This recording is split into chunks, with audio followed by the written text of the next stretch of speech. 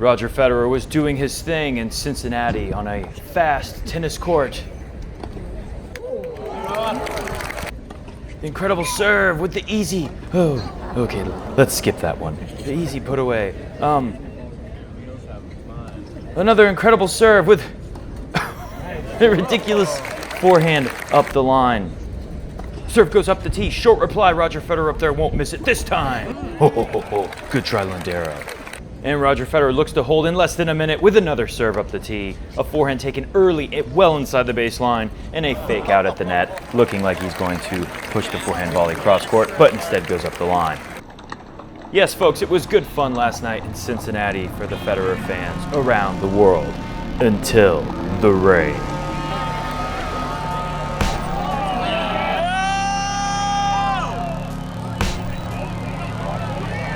Children were screaming in fear. The elderly hide under umbrellas, fearful of being trampled if they try to escape the stadium on foot. While others race down the steps and hide at storefronts, some even hide in bathroom stalls. Tennis Channel commentators Chanda Rubin and Brett the Saber Haber take cover in the open-air Tennis Channel bunker.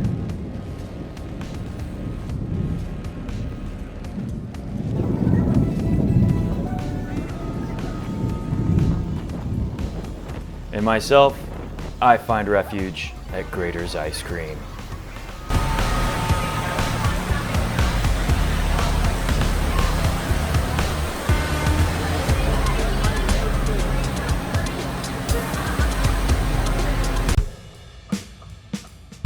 This is Winston Stengel, and you're watching Coffee Break Tennis.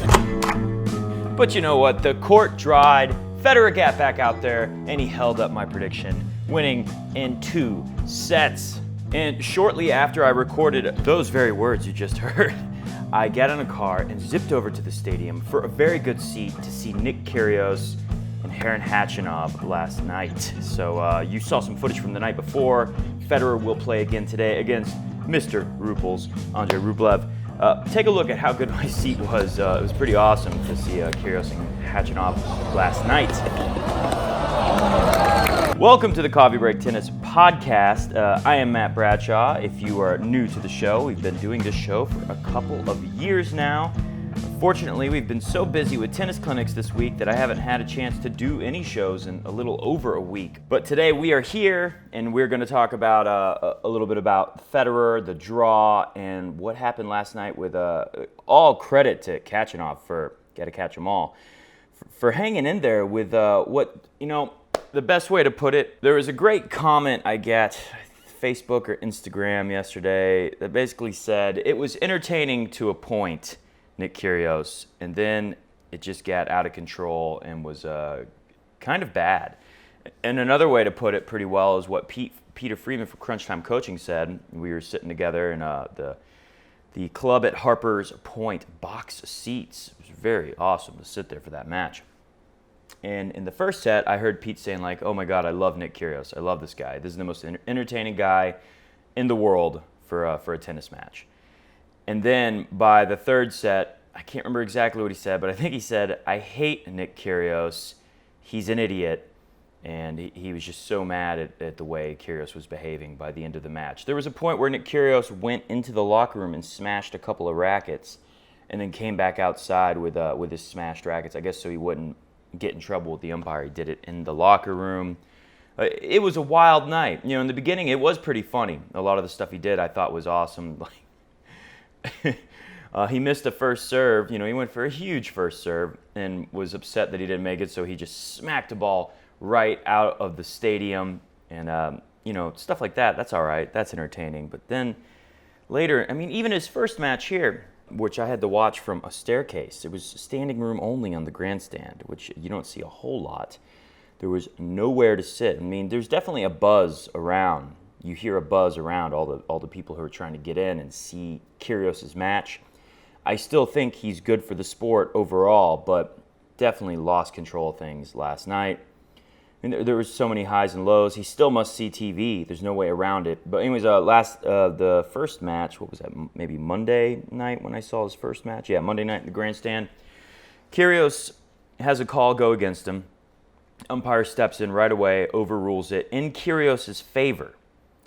And Kyrgios is going on and on about it for basically the whole match, on every changeover, giving him hell in the chair, which is kind of crazy. But, you could argue, well, Nick wants to stay fired up. He just needs to find anything he can get fired up about, kind of like John McEnroe. And that's okay, but last night, it really got out of hand. What was he? He was mad about the serve clock, which he has a point, but obviously he didn't need to behave the way he did for so long. He dragged it out way too long, and he got really mad. He got almost borderline violent anger. And he's talking about the serve clock. It was starting pretty fast. Now, Nick Kyrgios, you would think, why does he care about the serve clock? He takes no time in between points, on his own serve. But it's so humid, not as bad as Atlanta, but it's pretty humid, and you see a lot of toweling off, a lot of sweat. So Kyrgios is taking a lot of time to get to the towel between points. And Kyrgios is saying, before I even get the balls in my hand to serve, you guys have already got that shot clock, serve clock, whatever it is, started. And he's saying, there's no way you would do this to Rafa. And if you did, there's no way Rafa would ever make it to the line in time to serve, which I agree. Kyrgios is right about that. But why? Why did he drag it out and get so very angry? It definitely hurt him. It definitely cost him some crucial points. And all I can say is, major credits to Heron Hachinov. Got to catch him all the Pokemaster. Anyways, we don't have a lot of time in today's show because I got to get over to the club at Harbor's Point at 4:30 today. We are starting a new clinic, and I'm going to get a chance to hit with a really good Serbian tennis player. He was actually spent a lot of time around Djokovic when they were younger. And, a lot of these, I guess the Serbian tennis program isn't too big, but we're starting to see a lot of guys like Kecmanovic. We're about to look at the draw in just a moment. Kecmanovic, what is he, 18 years old? There's a lot of young Serbian talent coming, and I have to say it's probably the Djoker effect. And my Serbian friend here in Cincinnati, Philip, he thinks the same thing. All right, let me find my draw, and let's just go through the draw. Oh, real quick, before we look at the draw, I shall tell you this. Roger Federer said after his first match that the courts are very fast, and there were very few rallies, said in his press conference. And then I thought there was an interesting question. Take a listen to this. This sounds like this is Ben Roethlisberger at the New York Times, tennis writer, asking Federer if he's heard any rumors about this court speeds at the U.S. Open, because, that's what we all really care about. Although Cincinnati is one of the best tournaments of the year, for sure. Take a listen. So you can start hearing reports from guys who are actually... Yeah, I haven't heard any reports yet. I heard rumors that it was not going to be as slow as last year, because somehow people said it was end up coming up maybe a bit too slow on the slower side. So I don't know what to tell you. I guess it's never going to be as fast as here, but I believe it's going to be just a tad bit faster than last year, because I think last year was, for US Open, very much on the slower side. So that's a polite way of Roger Federer saying it was a bit more on the slower side last year. He doesn't want to ever come across like he's making excuses for his losses. But, come on. The match with Del Potro and Djokovic last year, Del Potro could not hit any ball through Djokovic. I know Djokovic is the greatest defender around, but Del Potro should be able to light him up with all the firepower that Del Potro has. And obviously the court was pretty slow. And Federer saying there he's heard rumors that it may be a tad faster this year. So I think that's good for the sport. That'll make things more interesting. We have enough slow courts. We need a little bit of variety. It's okay to have Australia be your faster hard court and the U.S. Open be your medium hard court. We don't really need a slow court, hard court major. That's why we have the French Open. And of course, Wimbledon's pretty darn slow now too. Anyways, moving on from there, let me show you this little graph, if I can find it, that somebody sent to me. Look at this, 2019, 37. Now, these CPI court pace indexes, I believe 40 and above is considered fast, which there are no courts. The only one, I think, is 2016 Shanghai. That was the only time in the last 10 years where any court that the pros play on, the ATP plays on around the world, year-round, was actually registered officially as a fast court, 40 and above. I want to say slow is 30 and below. So on this chart, 2013 and 14, very slow in Cincinnati. Now 2012 stands out to me because that and 2015, those are the fastest years since 2012, obviously, so it's in about the last 10 years. And 2019 is 37. That's big. That's, what is it, about 6 points higher than last year. Last year was 31, so we're talking about a 20% court speed increase. And the court looks pretty fast to me. I mean, it looks good. I think Federer, you saw in the little clips at the beginning of the show, Federer is able to use this fast court pretty well. It works very well for him, and definitely, even though Djokovic, I think he likes fast courts too, but if he's going to play Roger Federer, Federer's going to have an advantage that the best places for them to play are going to be in the faster courts for Federer. And Djokovic will have an easier time defending, and Federer will have a harder time getting balls past Djokovic on a very slow court. So what's interesting about 2012 and 2015? Well, those are the fastest years on record, other than this year, if this is accurate, which I have every reason to believe that it is. 2012, 2015, what do you remember? The finals, Federer, Djokovic in Cincinnati, and Federer bagels Djokovic in 2012. And in 2015, the year that Djokovic ends up beating him at the US Open final, but still a pretty good Fed year on the hard courts. 2015, Roger Federer beats Djokovic again. So, there's a little bit of proof for you there. I cannot remember what happened in 2016, although I can tell you Federer did not play. Didn't play in 2017 either. I was here. That was when the back got hurt in Canada. In 2016, of course, he took, about half a year off and then comes back and wins the Australian Open. So something to watch out there. And I have a ticket Saturday. Me and Pete are taking our tennis clinic group to the first semifinal of the day on Saturday, and fingers crossed, a big time that ends up being Federer, Djokovic, and they put them on first. Who knows? All right, so let's move on from there and take a look at the draw. So take a look at the draw. This will be our last thing, and this is a pretty good, interesting draw. We got Novak Djokovic playing the night session tonight against Pablo Carreno Busta! Luca Pouille, which, what a shame for Kyrgios. I'm happy for Kachanov. He seems like a great guy and all, but what a shame for Kyrgios, because that was a real shot to get through and have a Djokovic showdown, which everyone would want to see. But Kachanov, remember, he beat Djokovic towards the end of last year, so it's still a great matchup. It's one thing when you see a guy who you feel like will never, ever beat Djokovic, and then you see an up-and-coming guy with so much firepower who already has beat Djokovic, and then you can get a little more excited about this is going to be a real match. Whether you want Djokovic to win or lose, just like Rublev and Federer right below, I think could be real challenging. Now, the way this court's playing, I feel like Federer is going to get through. But Medvedev, another dangerous player. If he hadn't got destroyed by Rafa in Canada, we'd be, as Federer fans, more nervous for the guy to play Medvedev. As Federer haters, more excited to see potential upset, or just casual tennis fans just excited to see a talented young player against a legend of the game. So Medvedev will have to get through Struffy Struff today, who took down Tsitsipas the same day that Kecmanovic, the young Serbian, took out Sasha Zverev. And, Kyrgios out, although he does lose to a young gun. Not a good day for NextGen was yesterday, at least for Kyrgios, Tsitsipas, and Zverev. But a good day for Russian NextGens, because don't forget Rublev, Mr. Rupels. He's dealt with a lot of injuries. Big win on clay already this year in his comeback just the last couple weeks. 2-3 weeks ago, he beat Dominic Thiem on clay. That's a pretty big win. And I think he's got the firepower to really challenge Roger Federer. But, again, don't be surprised to see Roger Federer crush him.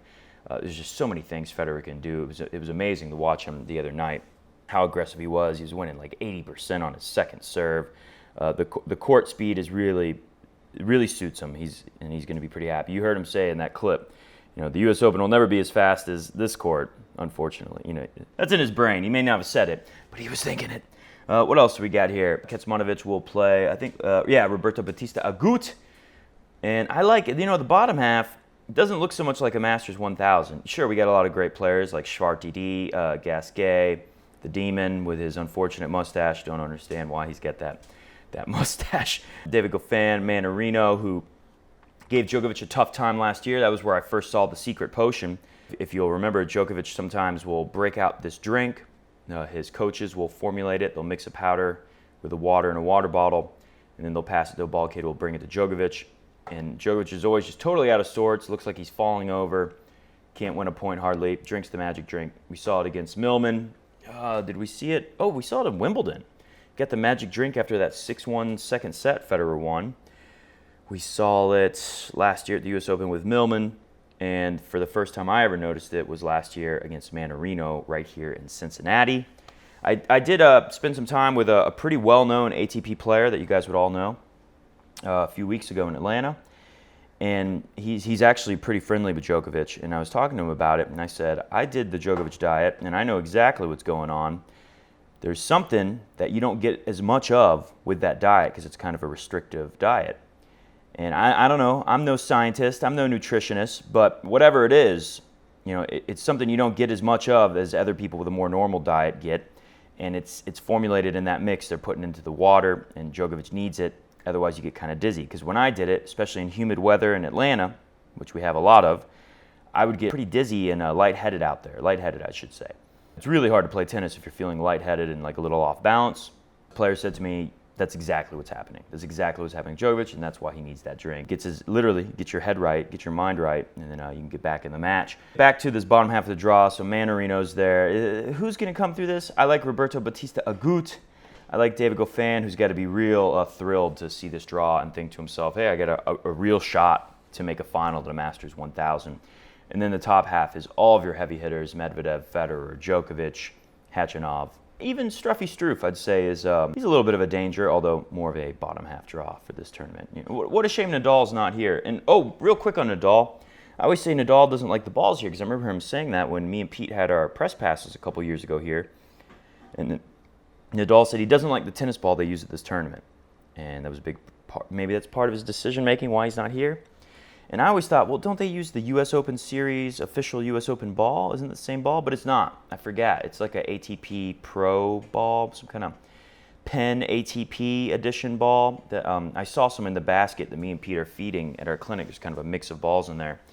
And I saw a couple of those stamped with the Western and Southern logo on it, some kind of ATP Penn ball, something like that. So I remembered, oh yeah, it is a different ball here, because I was thinking Atlanta, they use the U.S. Open ball, and figured, why wouldn't Cincinnati? But they have their own ball here, maybe some kind of sponsorship. So that's part of why Nadal's not here, but you know what the big reason Nadal ain't here? Nadal ain't here because of what's been happening with hard courts in the last few years. He wants to make it through all the way through the U.S. Open and not have to quit at some point. Happened at the Australian Open as well. Rafa skips a lot of hard courts nowadays. He defended his points in Canada. He's got to have some good confidence. He's ready for the U.S. Open. Why come here and risk anything with his knees or his hips? Especially when he doesn't like the playing conditions as a result of the ball that they use here. Anything else interesting in this draw before we move on? I think you get the gist. The only thing left for me to say is who comes through. Bottom half, Goffin, Schwartz-D, Bautista Agut. Those guys have a big opportunity. You know, maybe you get a shocker like a Nishioka or a Gasquet, even De Minaur, who won in Atlanta. Kecmanovic, I mean, all these guys you could make a case for why they could come through, but if we're putting money on it, Bautista Agut, David Goffin, maybe Schwartz-D or De Minaur, but I would go the first two. And in the top half, I mean, it totally looks like we're heading to a Djokovic-Federer clash, but I wouldn't be shocked to see Medvedev or Rublev somehow upset Federer, and I definitely wouldn't be shocked to see Khachanov take down Novak Djokovic. All right, hit the music because I got to get over to the club. We have a later start today. We're starting at 4 p.m., but I'm going to try to hit with my Serbian friend before our new group. We have a new tennis group, a new clinic. I think a clinic of 20 people coming today. So going to be a lot of fun. Always exciting to see the different levels, you know, what we've got coming out. Thank you for listening to the Coffee Break Tennis Podcast. I will do my best, most likely, with all the stuff going on and us doing our clinic Sunday morning, trying to catch some of the final on TV, at least at the club, and then hitting the road and driving back to Atlanta, and me starting a new 1-week clinic in Atlanta by myself Monday morning, very, very early. I probably won't do any shows other than Saturday, maybe late Friday night we'll do a podcast. I think Saturday we'll do a full show. I might even have Pete jump on and we'll do a 2-man show like we did a couple years ago here in Cincinnati. Thanks for listening. Enjoy the matches and comment below what you think of everything that is unfolding. See ya!